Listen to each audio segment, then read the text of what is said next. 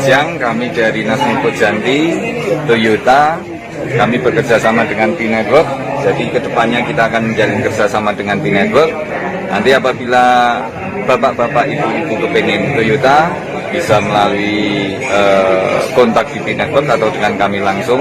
Kedepannya kita akan selalu menjalin kerjasama dengan P-Network. Maju terus, sukses dengan bersama P-Network.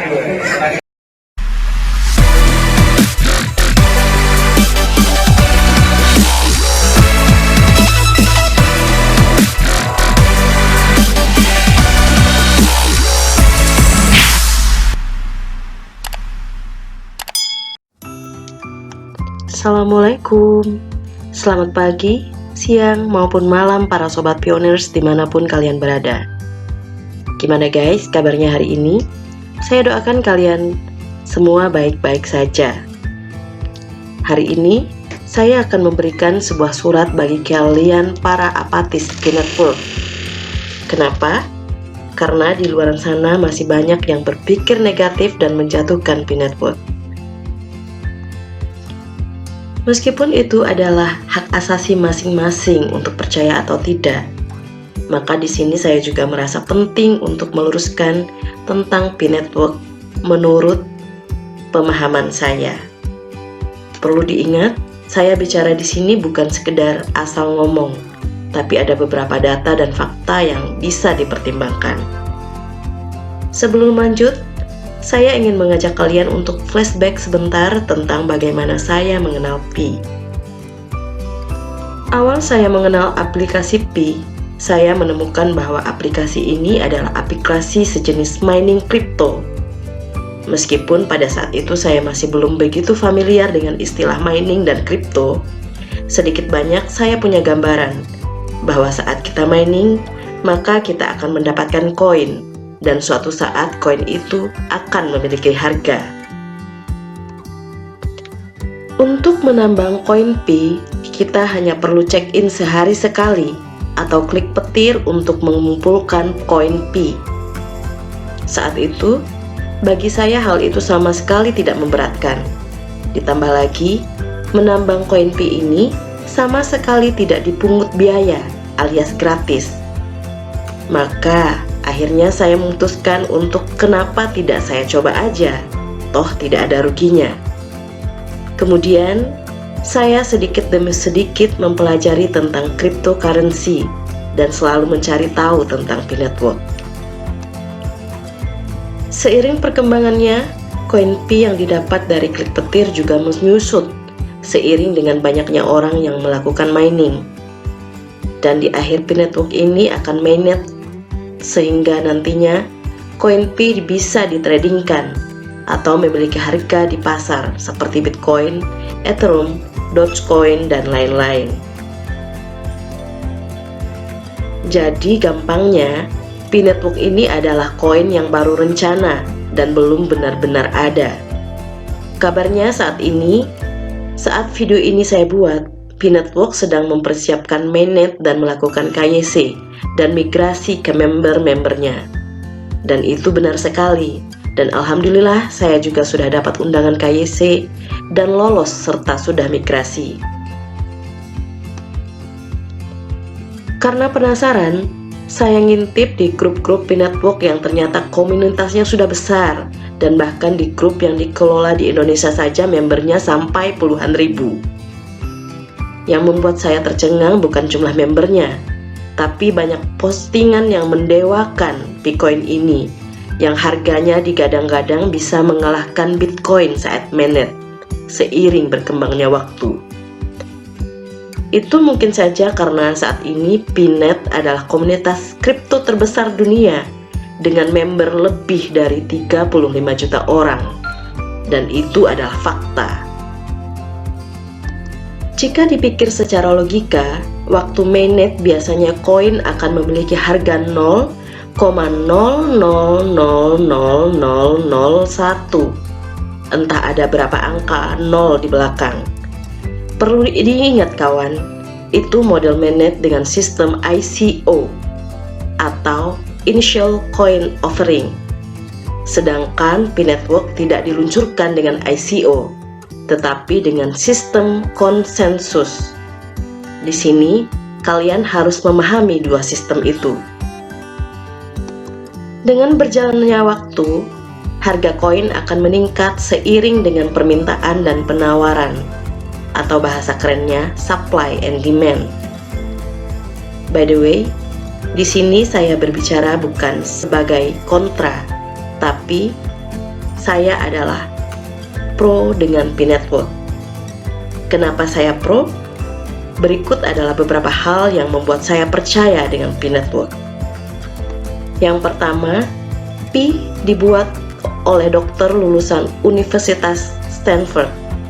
Sebagaimana kita ketahui bahwa P dibuat oleh Dr. Nicholas Kokalis, di mana beliau adalah pasca doktoral di bidang ilmu komputer di Universitas Stanford, di mana ia melakukan penelitian dalam komputasi sosial dan saat ini mengajar kursus merancang aplikasi terdesentralisasi blockchain.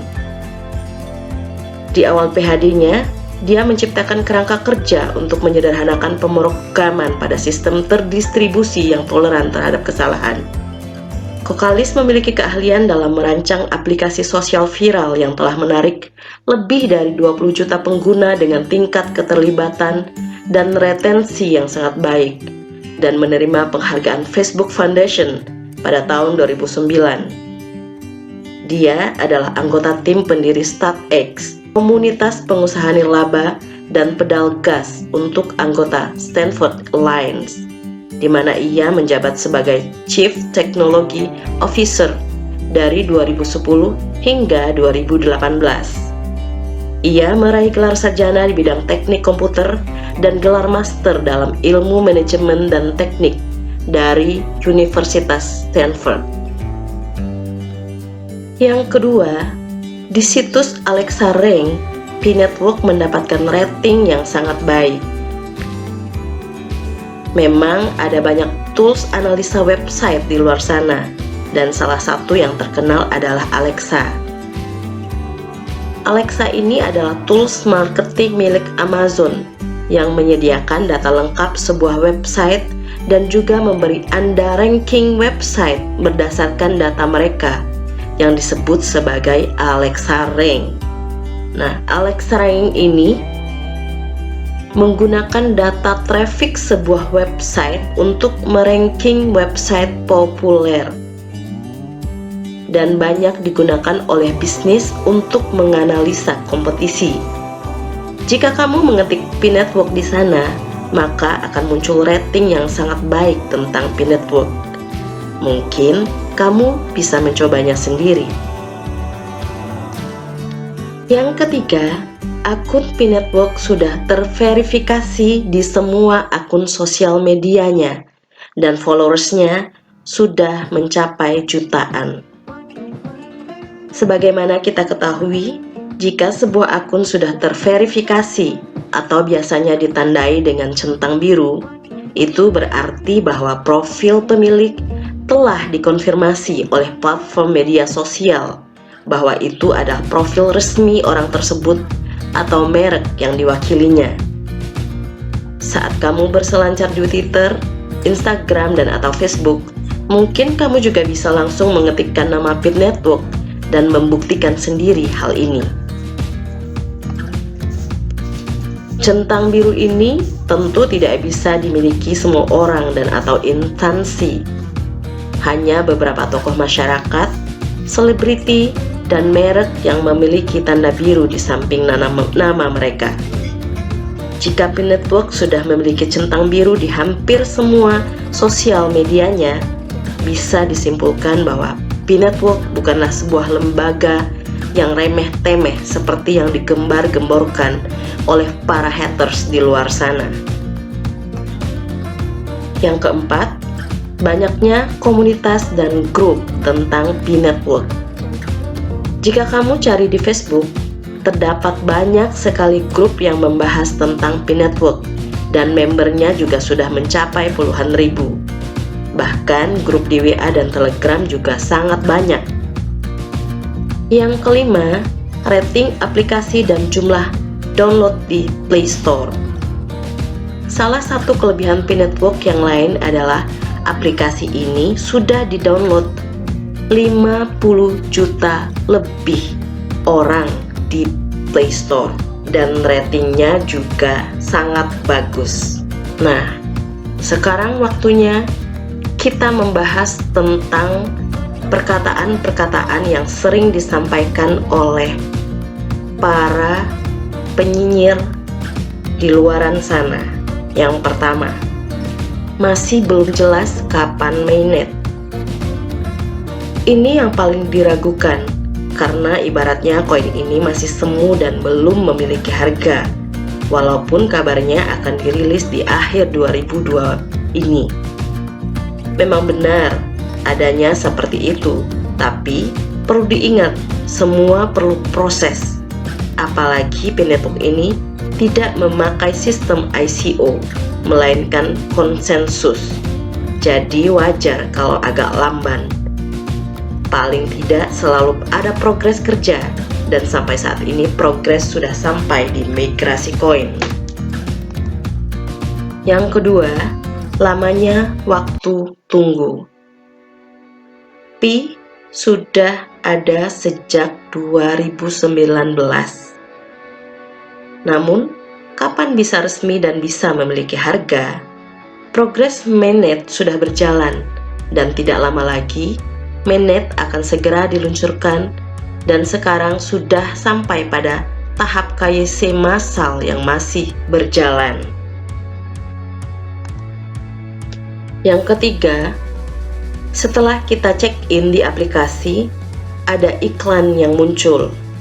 Nah, ini digembar-gemborkan sebagai developer ingin mencari keuntungan dari tampilan iklan, padahal aplikasi masih belum jelas. Jadi begini guys, iklan itu sifatnya sukarela. Jadi kalau kalian nggak mau ada iklan, ya silahkan kalian matikan iklannya. Settingan ada di profil, silakan cek sendiri. Waktu tetap berjalan walaupun internet mati. Bagaimana sistemnya Pi? Yang saya tahu kalau benar-benar mining pasti butuh yang namanya internet buat connect ke jaringan. Selain itu, butuh juga hardware yang mumpuni. Jika kalian masih berpikir seperti itu, artinya perkembangan teknologinya harus diupdate. Jadi sistem yang dibuat core team ini disederhanakan.